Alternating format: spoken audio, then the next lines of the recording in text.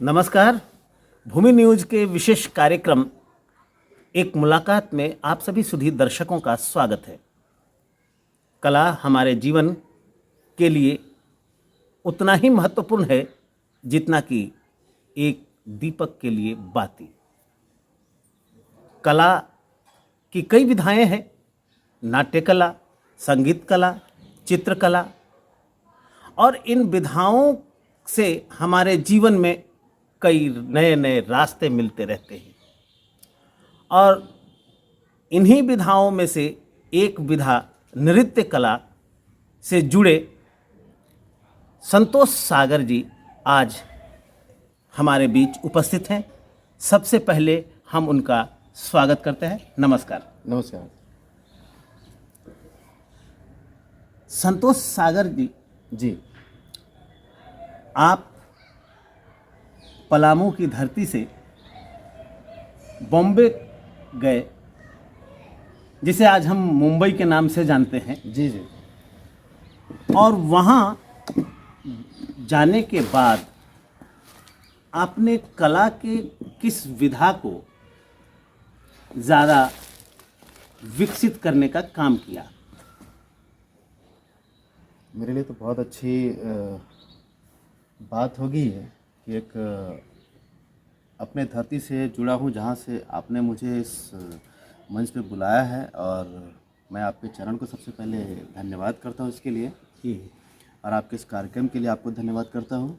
मुझे बहुत अच्छा लगा। लेकिन जिस सवाल को आपने मेरे सामने उठाया है, बहुत ही अहम सवाल है मेरी ज़िंदगी का वो, क्योंकि जब मैं मुंबई के लिए यहाँ से निकला था तो सिर्फ एक ही मेरे मस्तिष्क में गूंजता था, एक ही मतलब मेरे माइंड में जो था एक ही बात होती थी कि मैं सिर्फ फिल्म इंडस्ट्री के लिए जा रहा हूँ और मुझे फिल्म इंडस्ट्री में अपनी एक मुकाम हासिल करना है, बजाय एक्टर, बजाय डायरेक्टर। और जो सपने थे हमारे अंदर उनको मैं चाहता था कि पूरा करूँ वहाँ पे जा कर के। कोशिश तो की हमने बहुत, और हर विधा में अपने आप मेहनत करके तैयार किया अपने आप को, और आप लोगों का भी काफ़ी साथ रहा है पलामू की धरती से। तो उस समय से ही हम काफ़ी कुछ करते रहे हैं। एज एन एक्टर भी हमने काफ़ी काम किया है, और मार्शल आर्ट के थ्रू भी हमने काफ़ी कुछ वहाँ पे किया हुआ है। लेकिन जो सबसे अहम विधा जो मेरे लिए रहा वो रहा, जिससे मैंने अपने जीवन में एक बहुत बड़ा सपना पूरा करने का माध्यम बनाया, वो रहा नृत्य यानी डांस। इस डांस के थ्रू हमने अपने जीवन में जीने का भी तरीका निकाला, और हर सपोर्ट इससे लिया है। यहाँ तक कि मुंबई में इतने लंबे समय तक रुकने का भी ये मेरा एक कारण बना हुआ है कि डांस से मेरी जीविका भी चलती है, और मेरा प्रोफेशनली जो मेरा काम है, जिसके लिए मैं अपना सपना मतलब मुंबई बना करके गया था कि ये सपना मुझे पूरा करना है, उसको पाने में भी इसने मुझे बहुत मदद किया है। जी, मुंबई के जीवन के बारे में तो हम बाद में चर्चा करेंगे। जी जी। सबसे पहले कला से जुड़ाव आपका कैसे हुआ, और यूँ कहें कि कला की शुरुआत आप कहाँ से की? कला के लिए मेरे मन में जो बातें आई थी सबसे पहले, या मेरा झुकाव कला की तरफ तभी हुआ जब मेरे घर में मुझे इस तरह का माहौल मिला। जी। और मेरे घर में माहौल मिला, मेरे जो पिताजी हैं जो अपने समय में गाना वगैरह गाते थे, एक्टिंग भी करते थे। जी। जो उनका एक युवावस्था जब भी उनका था, जब भी उन्होंने अपनी नौकरी शुरू की एज ए शिक्षक, तो उस टाइम उन्होंने जो अपने सपने पूरे करने के लिए बहुत कोशिश की, और या तो शौकिया बोल सकते हैं या तो मनोरंजन के लिए करते थे।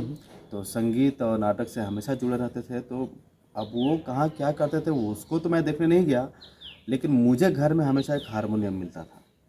जी। हारमोनियम मिलता था, तबले घर में होते थे, नाटक करने के लिए बहुत सारे कॉस्ट्यूम होते थे घर में।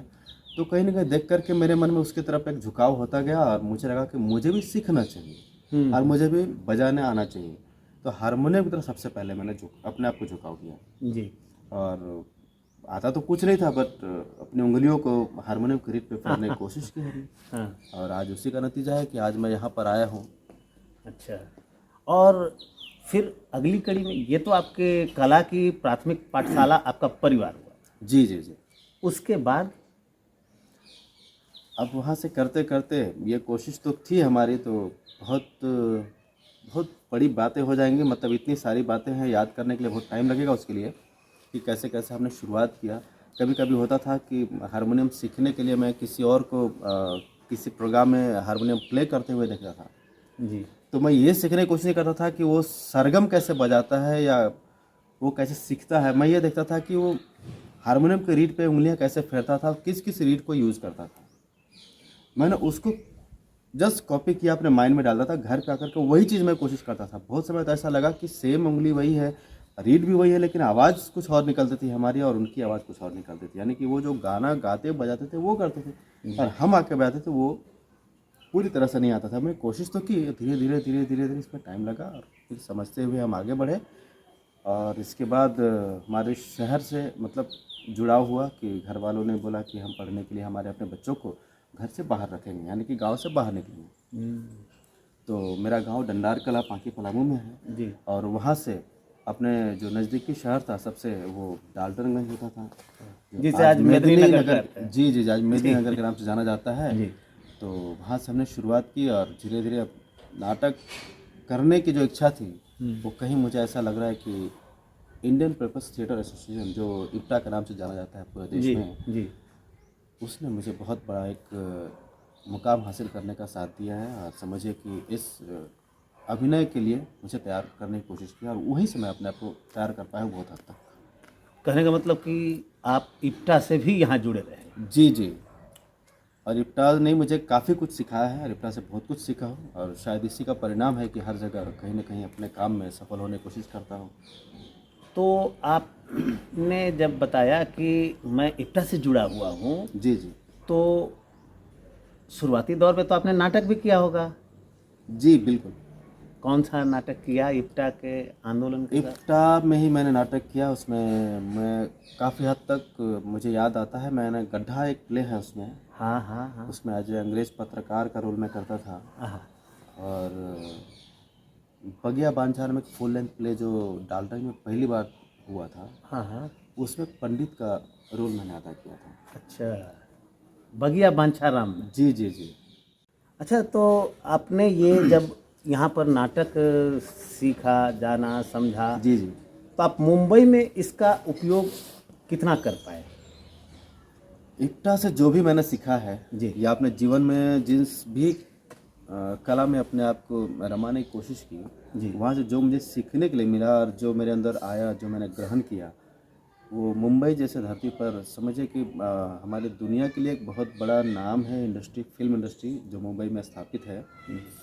और वहाँ पे आप अपने आप को खड़ा कर पाएँ, स्थापित कर पाएँ सबके सामने, और उस कला के माध्यम से, जिस कला में आप पारंगत तो नहीं है बट आपने शुरुआत की है, क्योंकि कला एक ऐसा क्षेत्र है जहाँ पे हर इंसान पारंगत नहीं हो सकता, बट ऐसा होता है कि आप बहुत हद तक उन चीज़ों को समझ सकते हैं, जान सकते हैं, बहुत अच्छा नॉलेज आपको, बहुत अच्छा अनुभव हो सकता है आपको।